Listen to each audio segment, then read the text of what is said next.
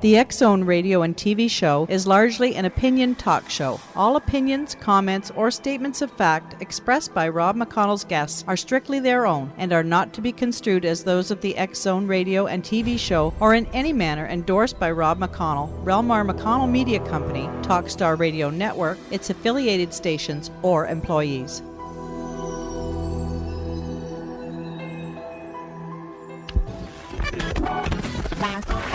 All Hit Radio.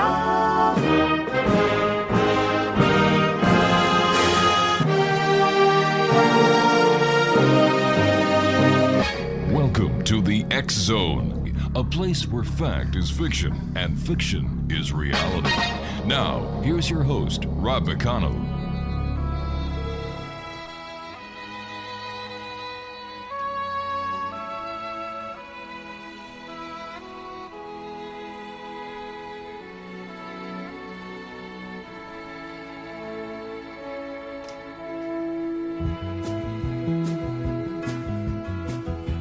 Anybody here seen my old friend Abraham? Can you tell me where he's gone? He freed a lot of people, but it seemed good they die young. You know, I just looked around and he's gone.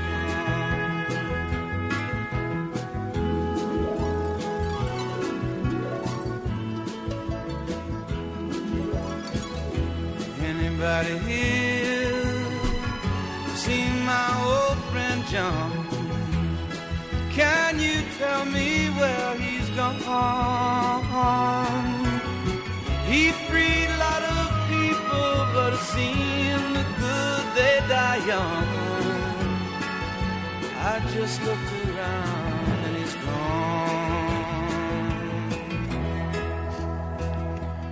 Welcome back to the X Zone, everyone. My name is Rob McConnell. We're coming to you from our studios in Hamilton, Ontario, Canada. Worldwide toll-free, 1-800-610-7035. Email xzone@xzoneradiotv.com. On MSN Messenger, xzoneradiotv@hotmail.com. And our website, www.xzoneradiotv.com. My guest this hour is Jack Duffy, and we're going to be talking to Jack, who is an expert on the JFK assassination, about his new book, The Man from 2063. And we're going to be talking to Jack about the conspiracy side of the assassination of President Kennedy. As you know, Exonation, this is one of the most talked about, internationally known, alleged conspiracies. Now, for more information on Jack, there's a wonderful website, www.themanfrom2063.com is the website for Jack's book, The Man from 2063. And it's also available at tatepublishing.com/bookstore. So, first of all, Jack has interviewed many eyewitnesses, including Marina Oswald, and several of the Parkland physicians who treated JFK, in addition to many researchers who have written books on JFK's assassination. Jack has received his BA in Political Science from Texas Tech University, his MBA from Baylor University, and his JD from South Texas College of Law. He lives in Haltom City, Texas, where he works as an attorney and has one of the largest private collections of material on the JFK assassination. Joining me now is Jack Duffy. And Jack, welcome to the X Zone. Thank you. It's nice to be on your show today. Super to have you with us, Jack. In 1963, November the 22nd, President JFK was assassinated in the streets of Dallas, Texas. There's many people who have many conspiracy theories. The Warren Commission didn't get very much accomplished, in my opinion. We had the assassination of Lee Harvey Oswald, and then Jack Ruby was arrested and he passed away in prison. It seems that no matter what happens, there's never closure to this assassination, this conspiracy. Why do you think that is? Correct. I think the reason why the Kennedy assassination continues to fascinate millions of people around the world is because we don't have all the answers after almost 50 years. There's massive amounts of evidence that has come out over the last 5 decades that proves without any doubt in my opinion, that there was another shooter besides Oswald, and that's assuming Oswald was even a shooter to begin with. So if you have two or more shooters, you have a conspiracy. I can go into the evidence here to go further into what I'm talking about if you want me to at this point, or if you want to ask me some more questions. Well, I think what we're going to do, Jack, is we're going to take a commercial break, because once you start talking about the evidence of the conspiracy, I don't want to interrupt you unless I really have to, and we've got less than a minute to our commercial break. So what we'll do, Jack, is we'll take our break now, and you and I will return in 2 minutes. Jack Duffy is my very special guest this hour, Exonation. We're talking about the assassination of JFK, but we're also talking about a brand new book by my guest this hour, The Man from 2063. The website where you can find out all the information you need to purchase this book is at www.themanfrom2063.com. Jack Duffy's my guest, and Jack and I will be back on the other side of this commercial break as we continue from our studios in Hamilton, Ontario, Canada. Don't go away. Can you tell me where he's gone? He freed a lot of people, but it seemed good they die young. You know, I just looked around and he's gone.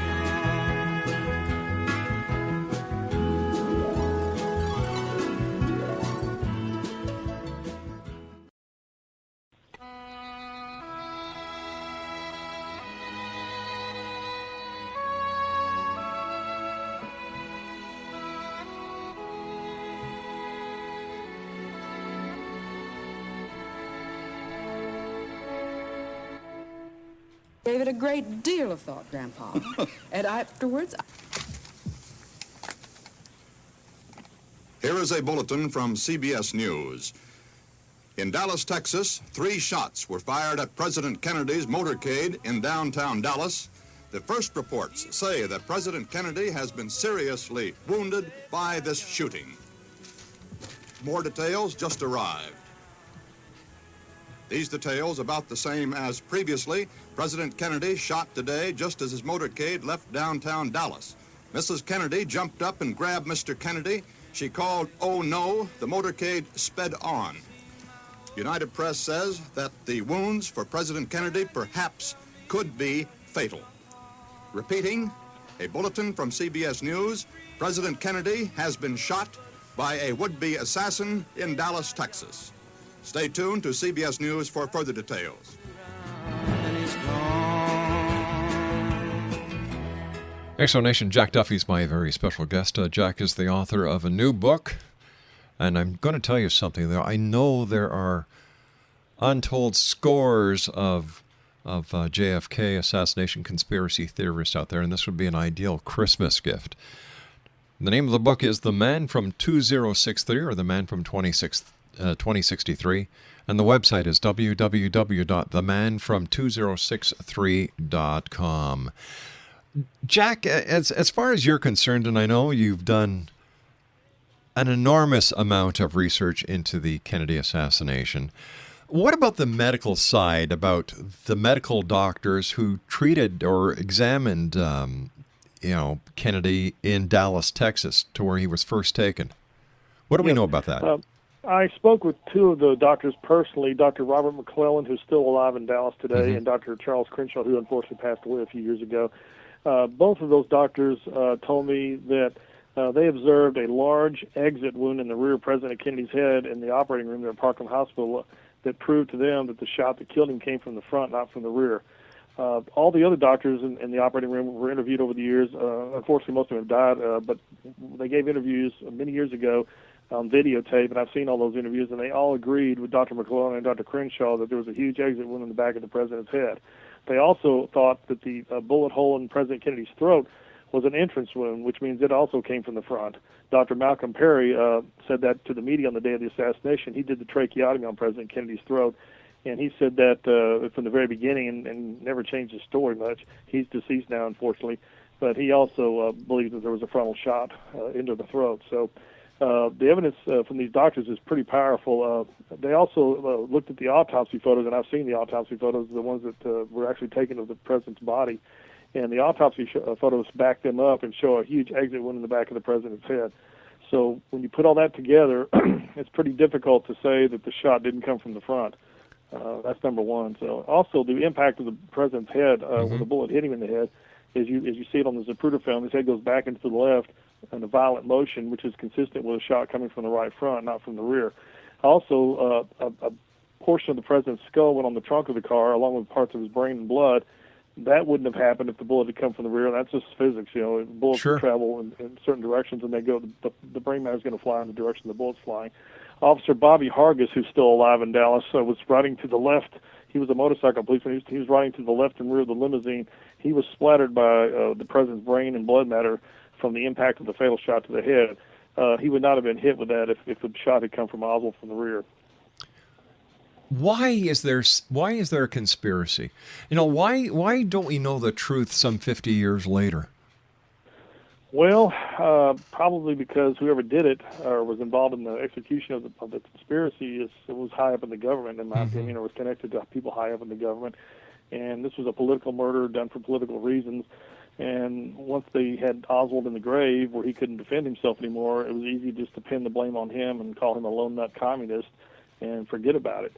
I think the truth, unfortunately, got buried because the people who did it, had so much to lose if the truth did come out. And we might have been in a war with Russia or Cuba at the time if the truth had come out that the CIA or somebody connected with the CIA along with the underworld had killed Kennedy. So that's just my speculation on why the truth's been covered up. Now, I also know that you've interviewed many of the witnesses that actually saw the assassination, and I was wondering if we could talk about what the witnesses told you. Yes. Well, Jean Hill was one of the key witnesses. Unfortunately, she's dead now, but she's the lady in the red raincoat that you see in the Zapruder film. She was looking right at the grassy knoll when the president was hit in the head. She told me that there's no doubt about the fact that the shot came from behind the fence on the grassy knoll. She saw the flash of the gun go off, heard the shot, saw the gun smoke come off the knoll. She ran up there and was put in a chokehold by a man who was dressed in a suit and tie, who said he was with the FBI or Secret Service. Bill Newman, who I spoke with just the other day, he and his wife were the closest eyewitnesses to the assassination. They were 10 feet from the limousine when the president was hit in the head. And Mr. Newman, over the years, has told me he believes that the shot could have come from the grassy knoll. He didn't want to commit conclusively, but he said he couldn't rule it out. That it could have come from the depository or the knoll, but he didn't rule out the grassy knoll either. Sam Holland, who I didn't get to interview, he's deceased. He was on the railroad overpass. He saw the shot, heard the shot go off the knoll, and ran behind there and saw muddy footprints behind the fence where the shot had been fired. So there was somebody standing there because it had rained that morning, and there was mud all in the back of behind the fence, and he saw where the footprints were, where the man had been standing there. Abraham Zapruder, who took the famous film of the assassination, told investigators that the shot had come from the grassy knoll, the one that hit the president in the head. Beverly Oliver, another witness, said the same thing.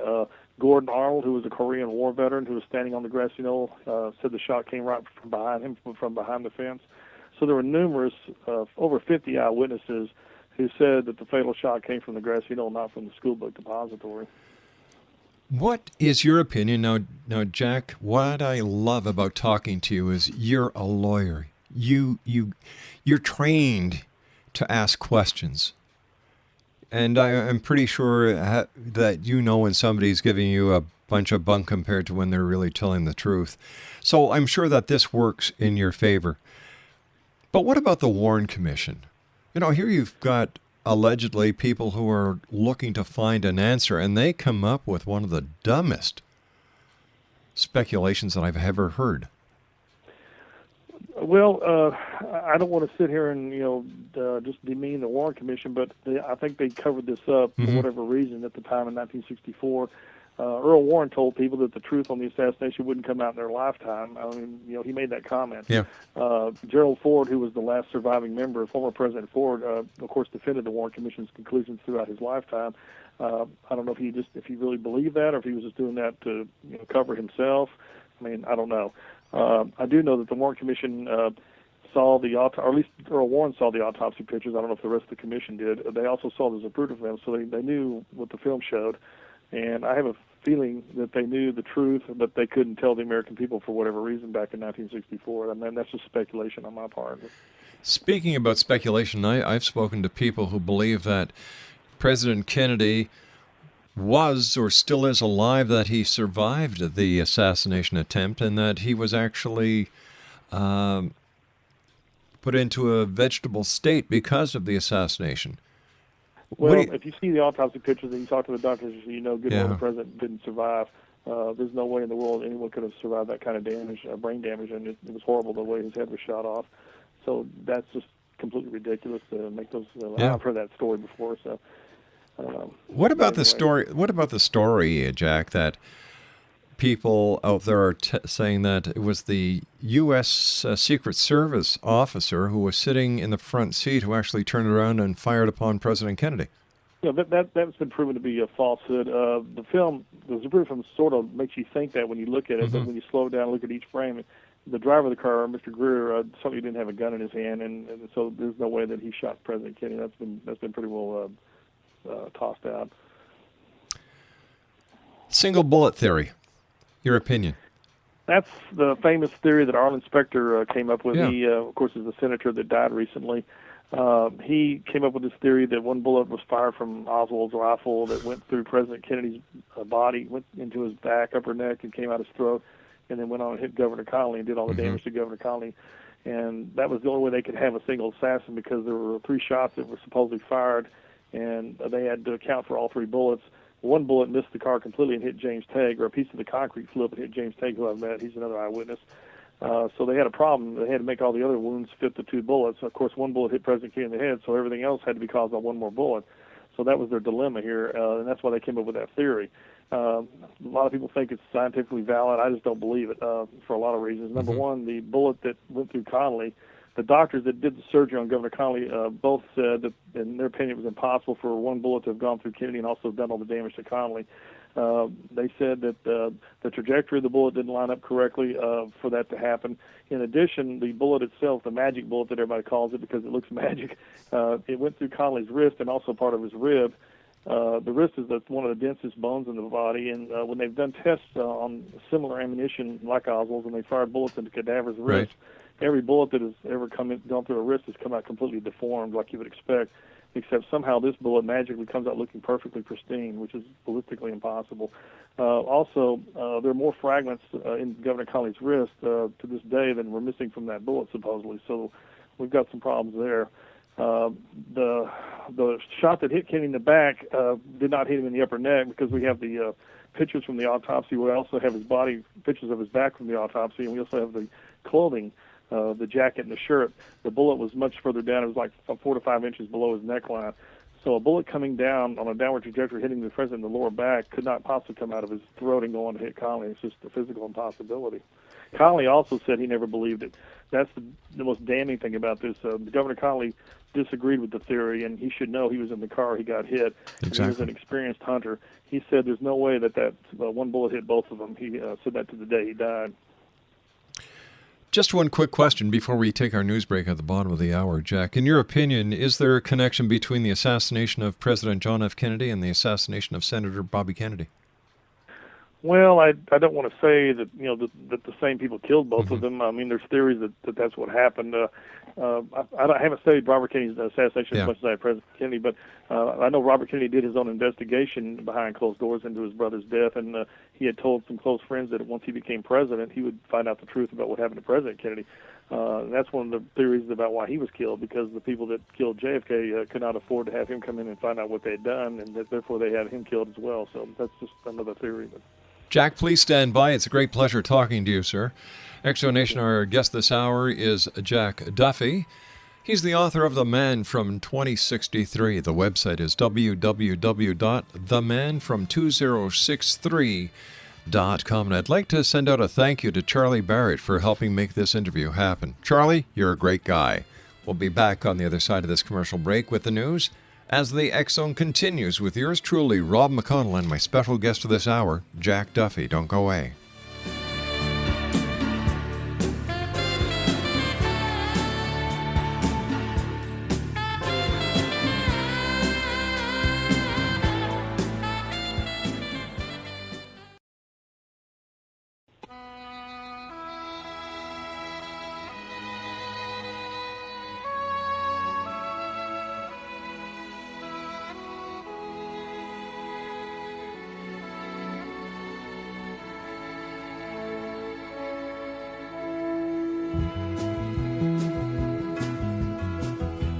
Anybody here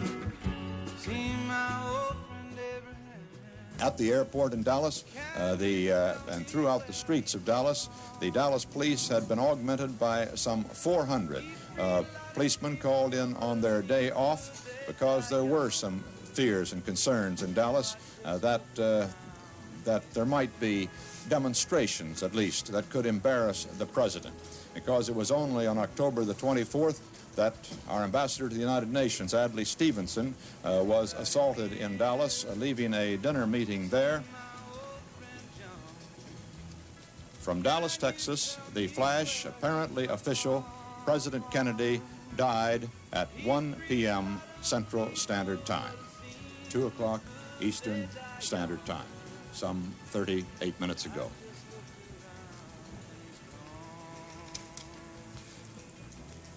Vice President Lyndon Johnson has left the hospital in Dallas, but we do not know to where he has proceeded.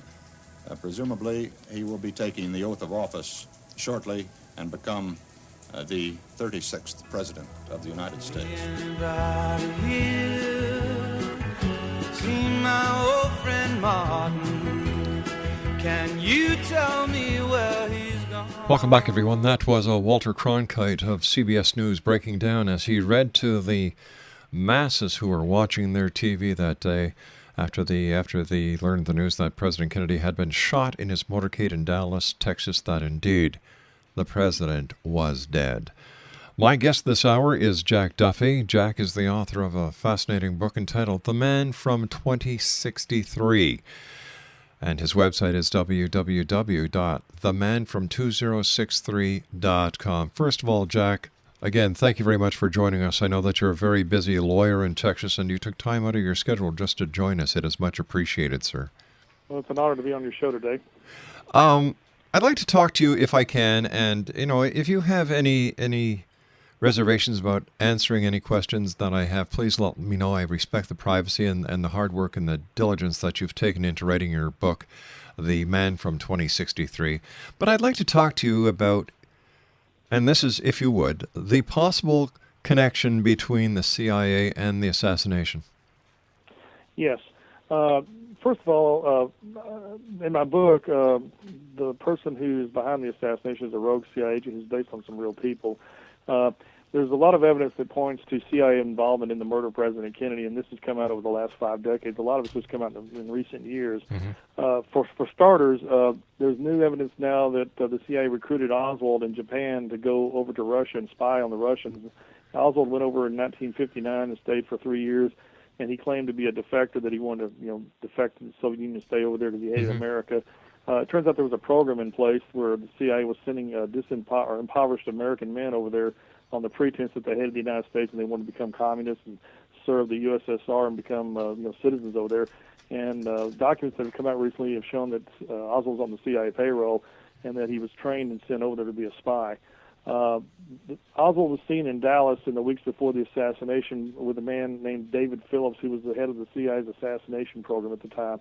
The reason why we know this is because a Cuban who was an anti-Castro exile was there to meet Phillips at this hotel in downtown Dallas, and he came in a little bit ahead of the appointment schedule, and he saw another man talking with Phillips, and so he waited until they were through talking, and then the man left. He asked Phillips who the guy was he was talking to, and he just said, he's just the guy that's working with us. And it turns out that the man was Lee Harvey Oswald, according to this Cuban, because he identified Oswald from photos later on. If that's true, then we have a connection with David Phillips and Lee Harvey Oswald in the weeks before the assassination. The day of the assassination, according to another researcher, a CIA plane came down to Dallas right after Kennedy was killed and picked up 2 men on a deserted road near Oak Cliff where Oswald was picked up for killing Officer Tippit. 2 of the men got on the plane, and one of them supposedly was a lookalike for Oswald or resembled Oswald closely. And this goes into the imposter theory that many researchers have put forth over the years, that there was an imposter in Dallas impersonating Oswald in the weeks leading up to the assassination. I'll talk a little bit more about that later. Other things, George de Mohrenschildt, who was a wealthy petroleum geologist who was connected with the CIA, became good friends with Lee Harvey Oswald. And according to other researchers, they believe de Mohrenschildt was the CIA's handler for Oswald, and that's why de Mohrenschildt became friendly with Oswald. There's lots of evidence that points to the CIA, having a motive to kill the president. President Kennedy had threatened just to splintered the CIA into 1,000 pieces and scattered to the winds. He was very upset with the CIA after the Bay of Pigs failed. He fired Allen Dulles, who was the head of the CIA. So there was a lot of disenchantment with the military and with the CIA about Kennedy's policies and what he was going to do in the future. President Kennedy had told his close advisors that he was going to start a gradual withdrawal of all troops and advisors out of South Vietnam starting in 1964 and 65. And he signed an actual document several weeks before he was killed. And then, of course, Lyndon Johnson did the exact opposite. After he became president, he escalated the war in Vietnam. So there's a lot of evidence that points to the CIA having a motive to get rid of President Kennedy. What do we know about Oswald that hasn't already been told? Was he in the book depository? Was it an imposter? What else do we now know about Oswald that we didn't know 50 years ago? Well, Oswald was in the building. There's no question about that. The question is, was he in the window with a rifle? A lady named Carolyn Arnold, who was an employee of the School Book Depository, signed an affidavit that day where she said she saw Oswald in the lunchroom on the second floor around 12:15, which was 15 minutes before Kennedy was killed. Outside in the BB Plaza, there were eyewitnesses who remember seeing a man in the window with a gun on the sixth floor at the same time at 12:15 because there was a Hertz rent-a-car sign on the top of the building. It's not there anymore, but it was there on the day of the assassination, and it flashed the time and the temperature. So if the timing is correct, and of course that could be wrong, but if the timing is correct, then obviously Oswald couldn't be in the lunchroom and on the sixth floor at the same time. They did a paraffin test on Oswald's face that day to see if there was any gunpowder residue on his face from firing a rifle, and it came back negative. Now, that's not 100% conclusive, but you can't ignore that.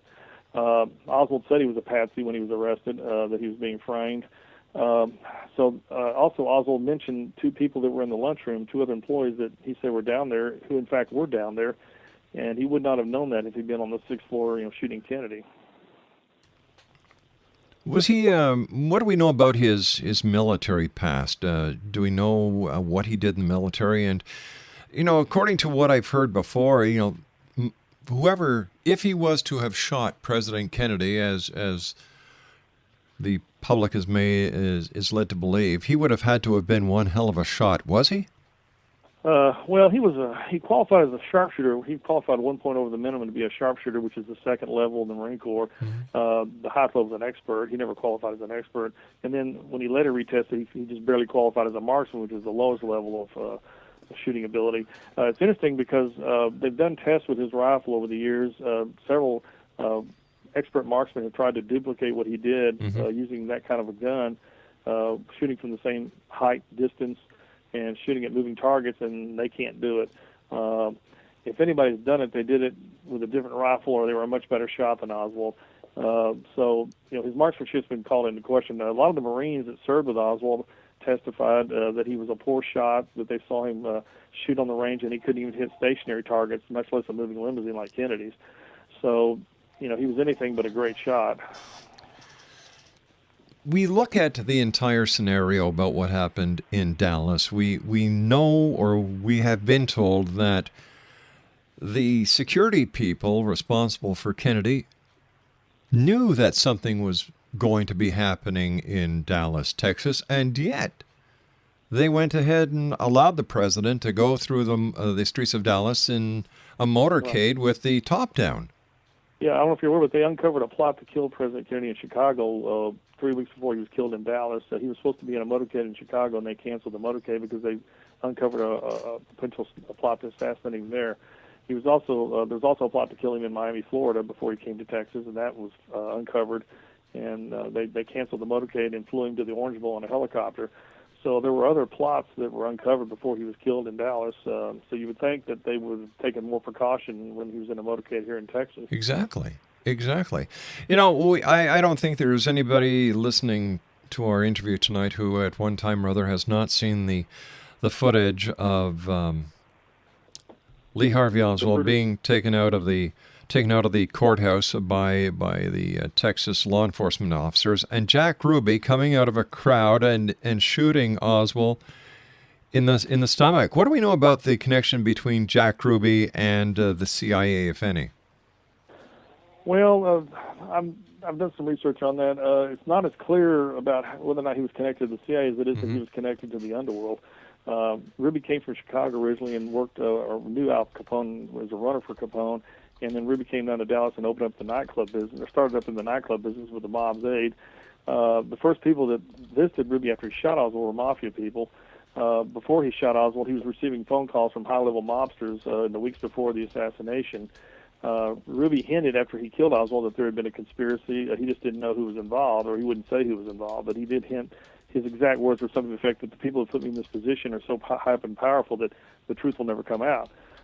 He also told his psychiatrist that he was framed into killing Oswald, that he killed Oswald to shut him up. So Ruby was stalking Oswald throughout the whole week, and they have film footage of him in the hallways there as they're leading Oswald down the hallway on Friday and Saturday. So he was definitely interested in Oswald. He was at the midnight press conference Friday night when Oswald was brought down for questioning. So there's evidence that he was stalking Oswald or following Oswald around, waiting for the right opportunity maybe to shoot him. Hmm. You mentioned briefly before the Tippit murder. Yes. Now that's, how does this work into the grand scheme of things? Well, that's a whole separate murder. It's controversial. Of course, a lot of people believe that Oswald killed Tippit. I'm not convinced totally that he killed Tippit. I don't know. I mean, there's a lot of evidence that points both ways. They've done tests where they had people walk from Oswald's rooming house to the scene where Tippit was shot and had him walk at a fast trot, and they couldn't even get there in time to shoot Tippit. There's no evidence that Oswald ever was given a ride to the location where Tippit was shot. They did a paraffin test on Oswald's hands, and the nitrates did show up on his hands, but they showed up on his palms, and more so than on the outside of the hand, which means if he shot a pistol, that's hard to explain why the nitrates are on the back of the hand instead of the palm area. Another researcher claims that they took fingerprints off Tippit's car, and the fingerprints don't match Oswald. This was that the killer put his hands on the car, and I don't know if that's accurate or not. That's something I read. There were different bullets found, or different shell casings found at the scene of the crime. 2 of them were from a revolver, 2 were from an automatic, and Oswald had a revolver. Another policeman, Officer McConnell, testified, or I saw where he testified that there were no shells. No shells had been fired out of Oswald's pistol. That they were all intact shells. So you've got a lot of controversy about this thing. Some witnesses say it was Oswald. Others say that more than one person killed Tippit. Tippit was out of his area of normal patrol, and that's never been satisfactorily explained what he was doing over in Oak Cliff at the time. There's a lot of unknown questions about the Tippit murder, too. Another lady claims that she saw 2 men shoot Tippit. So, we just don't know for sure. I mean, some people think it's an open and shut murder. I'm just not convinced that it's that simple. I don't know if you've... there was a movie out a couple of years ago, JFK, and I was wondering if you saw the movie, and in your opinion, how close to reality was that movie? The JFK movie? Yes, sir. Well, I think Oliver Stone did a really good job. I mean, some of it was fiction. I mean, I'm not going to sit here and say it wasn't. Sure. But I would say, based on my research, about 65%, 70% of that movie was based on a lot of hard evidence and a lot of hard research. Now, I don't necessarily believe that Clay Shaw was involved in a conspiracy to kill Kennedy like they portray with Jim Garrison. I mean, I don't know if Shaw was connected with the CIA, it turns out. But I'm not 100% convinced that he was involved in a conspiracy like they portray in the movie, like Garrison thought. I do think David Ferrie might have been involved. He was one of the characters that was played by Joe Pesci, yes, who was a mysterious individual who did know Oswald. So there was a connection between Ferrie and Oswald. And Ferrie died suspiciously, by the way, when Jim Garrison was getting ready to bring him in to testify. Mm-hmm.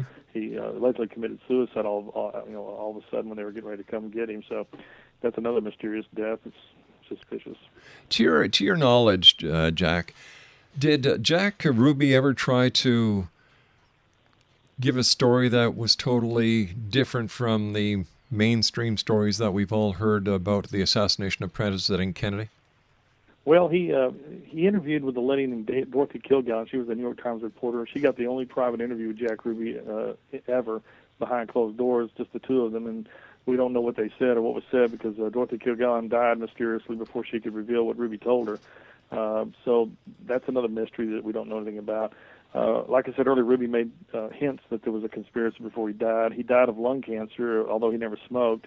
Of course, you can get lung cancer without having to smoke, but it's usually from smoking cigarettes.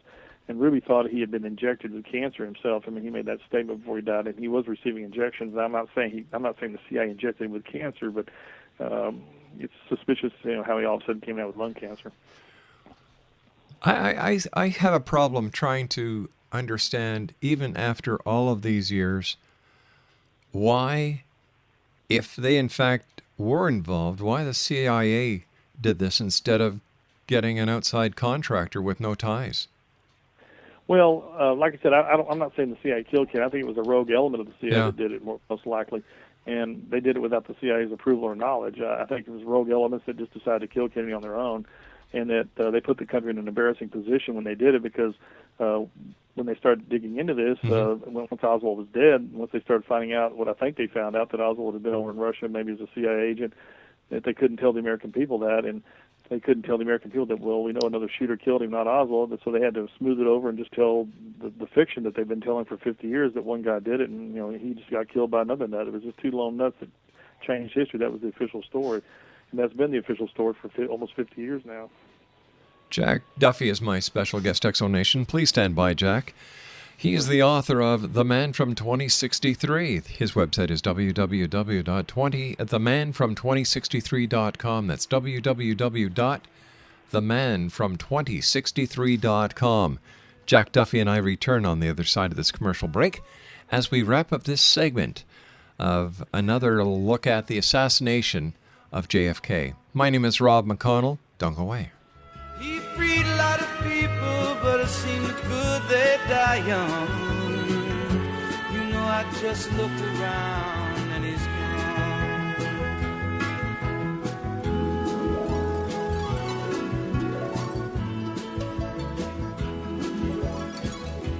Anybody here?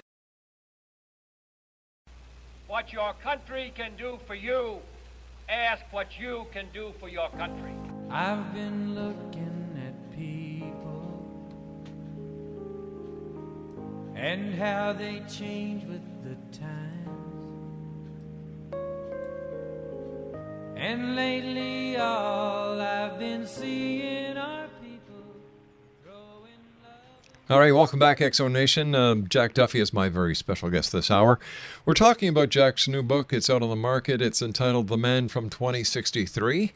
And Jack's website is www.themanfrom2063.com. That's themanfrom2063.com.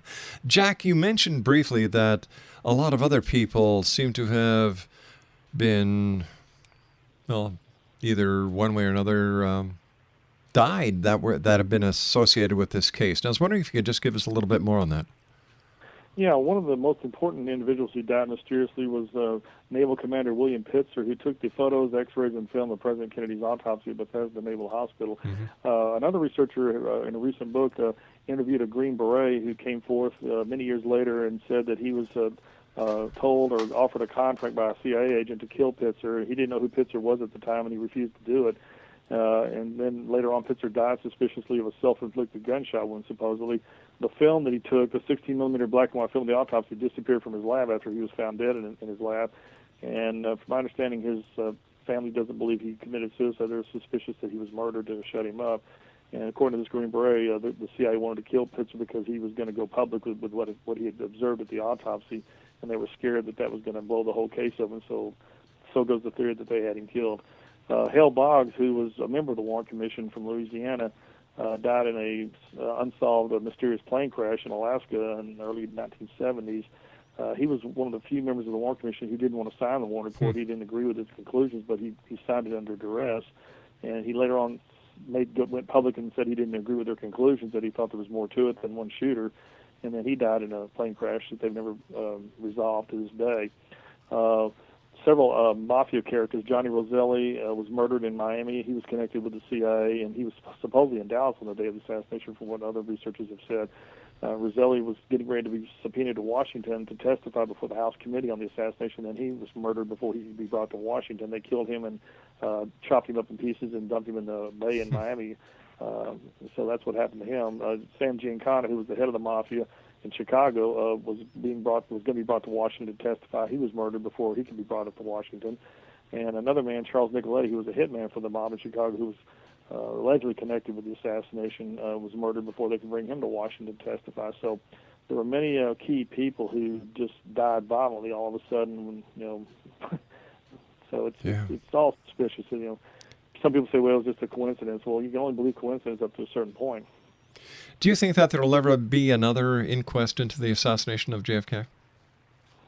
Probably not, unfortunately, because I don't know if the public would approve spending the kind of money it would take to do a new investigation.